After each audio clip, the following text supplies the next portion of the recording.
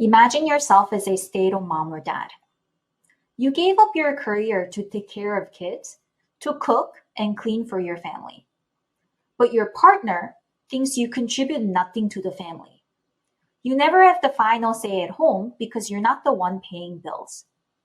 Well, your marriage sounds miserable and kind of unrealistic.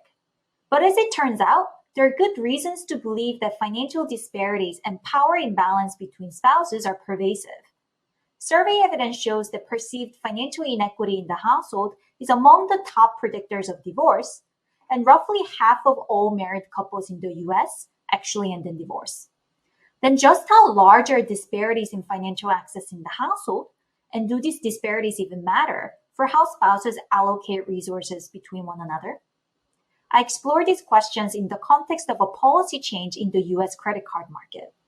Specifically, I test whether a policy change that closed financial disparities between spouses helps them to share consumption more equally.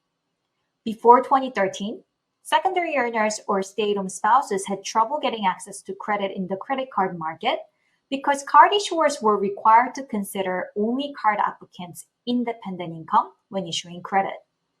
But this credit card policy was reversed in 2013 so that card issuers could consider joint household income when making lending decisions. So overall, the 2013 policy change reduced the credit gap between spouses by allowing the lower earning partner to pledge joint household income rather than independent income to obtain credit. How did the reduction in financial disparities affect how spouses share consumption in the household? It allowed spouses to share consumption more equally. Consumption is an economist's way of measuring individuals' living standards. We typically proxy for consumption using individual spending. For intuition, take the household consumption pie. Some part of this goes to the secondary earner, and the rest goes to the primary earner.